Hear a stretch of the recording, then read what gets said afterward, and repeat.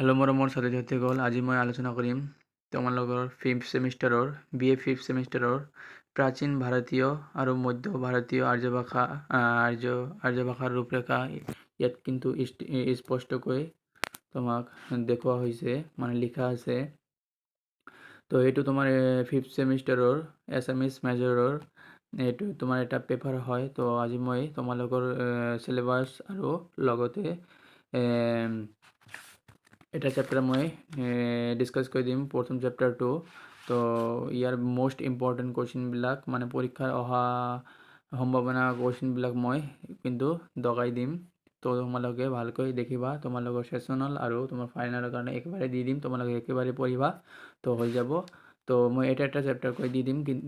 ইয়াত কিন্তু টোটাল 4টা চেপ্টাৰ আছে, যে ইয়াত দিয়া আছে 1 নম্বৰ গোট, 2 নম্বৰ গোট, 3 নম্বৰ গোট, 4 নম্বৰ গোট। মই 4টা ভিডিঅ'ৰ মাধ্যমতে মই দি দিম। আৰু এটা ভিডিঅ' হ'ব পাৰে, মানে 5টাও হ'ব পাৰে। তো মই গোটেইখিনি কিতাপত যিটো তোমালোকৰ BA ফ'ৰ্থ ছেমিষ্টাৰৰ 4টা পেপাৰ আছে, মই 4টা পেপাৰে মই দি থাকিম। আৰু এটা পেপাৰত 4টাকৈ ভিডিঅ' হ'ব, যিহেতু 4টাকৈ পাৰ্ট আছে, মানে গোট আছে, মানে লেচন বুলি কওঁ। তো প্ৰথমত আমি মানে আমালোকে চিলেবাছটো আলোচনা কৰোঁ। তো প্ৰথম চিলেবাছৰ প্ৰথম চেপ্টাৰটো হ'ল ভাৰতীয় আৰ্য ভাষাৰ বিৱৰ্তন, ভৌতিক সংস্কৃতৰ উত্থান, পালি প্ৰকৃত অপভ্ৰংশ ভাষাৰ বিকাশ। আৰু 2 নম্বৰটো হ'ল, 2 নম্বৰটো দীঘল আছে। তো 2 নম্বৰ চেপ্টাৰটো মই পিছত পঢ়াই দিম। তো 3 নম্বৰ চেপ্টাৰটো অলপ চাই ল'বা, সংস্কৃতি, পালি প্ৰকৃত ভাষাৰ তুলনা, স্বৰধ্বনি আৰু ব্যঞ্জনধ্বনি। তোমালোকে কিন্তু মই তোমালোকে এটা কথা কওঁ, ইম্পৰ্টেণ্ট, তোমালোকে মনোযোগৰে শুনিবা। ইয়াত কিন্তু 4টা চেপ্টাৰ আছে, ঠিক আছে। তো 4টা চেপ্টাৰৰ ভিতৰত 2 নম্বৰ চেপ্টাৰটো অলপ ডাঙৰ হয়। তো 2 নম্বৰ চেপ্টাৰটো তোমালোকে লাষ্টত পঢ়িবা। এইখিনি পঢ়োঁতে তোমাৰ বহুতখিনি কুৱেশ্যন হৈ যাব। তোমালোকে এইখিনি নপঢ়ি এই 3 নম্বৰ আৰু 4 নম্বৰটো সৰু সৰু চেপ্টাৰ হয়, এইখিনি পঢ়িবা। কাৰণ এইখিনিৰ পৰা 3-4টা বোৰ্ড প্ৰশ্ন পঢ়িলে তোমালোকে 20 মাৰ্ক গোটাব পাৰিবা। ইয়াত 20 মাৰ্ক গোটাব পাৰিবা, ইয়াত 20 মাৰ্ক গোটাব পাৰিবা, আৰু ইয়াতো 20 মাৰ্ক গোটাব পাৰিবা। তো তোমালোকৰ 60 মাৰ্ক হৈ যাব। আৰু নহয় 15 কৈ দিয়ে চাগে। তো ইয়াত কিন্তু বহুতখিনি প্ৰশ্ন কৰিব লাগিব, তো মাৰ্ক গোটাবই নোৱাৰিবা। তোমালোকে ইতিমধ্যে মই যিটো ক'ব বিচাৰিছোঁ তোমালোকে কিন্তু বুজি পাইছা।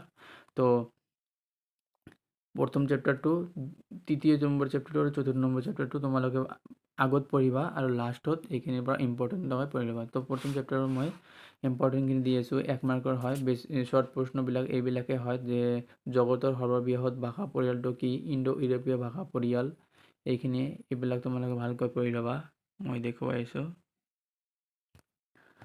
আৰু এইখিনিয়ে হয়, বেছি নহয়। আৰু চমুত্তৰ প্ৰশ্নটো, মানে চমু প্ৰশ্ন, ভাৰতীয় আৰ্য ভাষাৰ স্তৰ বিভাজন সম্পৰ্কে এটি টোকা লেখা, যেনে প্ৰাচীন ভাৰতীয় আৰ্য ভাষা। এইবিলাক তোমালোকে কিন্তু পঢ়ি ল'বা। আৰু এইটো হয়, প্ৰাচীন ভাৰতীয় আৰ্য ভাষা সংস্কৃত সাহিত্যৰ বিষয়ে আলোচনা কৰা। এইবিলাক কিন্তু ইম্পৰ্টেণ্ট হয়। মই মোষ্ট ইম্পৰ্টেণ্টবিলাক পিছত আছে, তোমালোকক মই কৈ আছোঁ, মানে দগাই দি আছোঁ।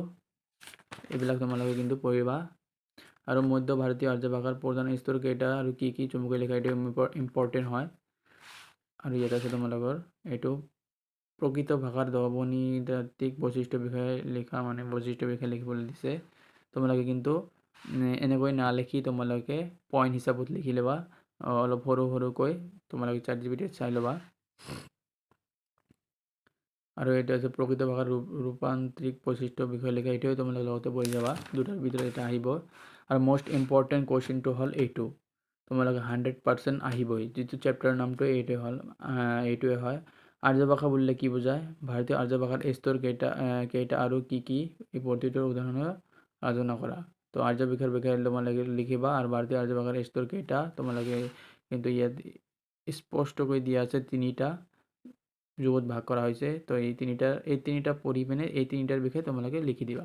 যেনে প্ৰাচীন ভাৰতীয় আৰ্য ভাষা লিখি আণ্ডাৰলাইন কৰি লিখি দিবা। তাৰপিছত মধ্য আৰ্য ভাষা লিখি আণ্ডাৰলাইন কৰি লিখি দিবা, আৰু নৱ বা আধুনিক ভাৰতীয় আৰ্য ভাষা লিখি তোমালোকে আণ্ডাৰলাইন কৰি লিখি দিবা। এইখিনিয়ে। আৰু তোমালোকে যদি চাগে ইয়াৰ পৰা পঢ়িব বিচাৰা তো পঢ়ি ল'বা। এইখিনি 2 নম্বৰটা হ'ল ভাৰতীয় আৰ্য ভাষাৰ কৰ্ম বিকাশ স্তৰসমূহৰ বিষয়ে আলোচনা কৰা। মানে ভাৰতীয় আৰ্য ভাষাৰ কেনেকৈ মানে বিকাশ হৈছিল, মানে কৰ্ম বিকাশ হৈছিল, এইটোৱে কোৱেশ্যনত কৈছে। তো তোমালোকে এই যে প্ৰথমটো পঢ়িলেই তোমালোকে এই প্ৰথমখিনি ভালকৈ পঢ়িলে কিন্তু এই কৰ্ম বিকাশৰ বিষয়ে তোমালোকে পাবা যে প্ৰাচীন ভাৰতীয় আৰ্য ভাষা অলপ প্ৰথমে ভালকৈ লিখি পিনে এইখিনিৰ বিষয়ে লিখিলে হৈ গ'ল, মানে এনেকৈ বিকাশ হৈছিল। তোমালোকে যদি পঢ়িব পাৰা মানে হিন্দী ভাষা, মাৰাঠী ভাষা, পাঞ্জাবী আদি বিভিন্ন ভাষাৰ জৰিয়তে এই ভাষাবোৰ মানে কি হৈছিল, বিকাশ হৈছিল। তো অলপ পঢ়ি ল'বা, তোমালোকে আইডিয়া আহি যাব। এইখিনিয়ে হয় মানে কৰ্ম বিকাশ। এইবিলাক ইম্পৰ্টেণ্ট নহয়, আৰু এইবিলাক ইম্পৰ্টেণ্ট নহয়, এইবিলাকৰ পৰা নাহে। এইটো কিন্তু মষ্ট ইম্পৰ্টেণ্ট। জগতৰ ভাষাৰ পৰিয়ালৰ ভিতৰত ভাৰতীয় ইণ্ডো ইউৰোপীয় ভাষা পৰিয়ালটোৰ নামকৰণ সম্পৰ্কে চমু আলোচনা কৰা। ইণ্ডো ইউৰোপীয় ভাষাৰ বিষয়ে কিন্তু দিব তোমালোকৰ দুটা মই 10 মাৰ্কৰ দিছোঁ, কিন্তু মানে এইটো প্ৰশ্ন আৰু লগতে প্ৰথমটো প্ৰশ্ন এই দুটাৰ ভিতৰত এটা 10 মাৰ্কৰ তোমালোকে আহিবই। তো এইখিনিয়ে হয়। আৰু এটা লাষ্ট প্ৰশ্ন আছে, প্ৰাচীন ভাৰতীয় আৰ্য ভাষাৰ সাহিত্যিক ৰূপ দুটাৰ বিষয়ে আলোচনা কৰা। এইটো তোমালোকে পঢ়ি ল'বা, যদি টাইম থাকে তোমালোকে পঢ়ি ল'বা। এইখিনিয়ে হয়, এইবিলাক ইম্পৰ্টেণ্ট নাই, এইবিলাক মধ্যবাৰ্য, এইবিলাক ইম্পৰ্টেণ্ট নাই। তো এইখিনিৰ পৰা তোমালোকৰ ফাইনেল এক্সামত দিয়ে। মেইন কথা হ'ল তোমাৰ ফাইনেল এক্সাম আৰু ছেশ্যনেল এক্সামৰ কাৰণে। তো এইখিনিয়ে। আৰু চেনেলটো নতুন হ'লে তোমালোকে চেনেলটো ছাবস্ক্ৰাইব কৰি ল'বা আৰু তোমালোকৰ বন্ধু বান্ধৱীসকলক এইটো ভিডিঅ' শ্বেয়াৰ কৰি দিবা। আৰু যদি তোমালোকৰ নেক্সট চেপ্টাৰ লাগে তো তোমাক কমেণ্টত জনাই দিবা।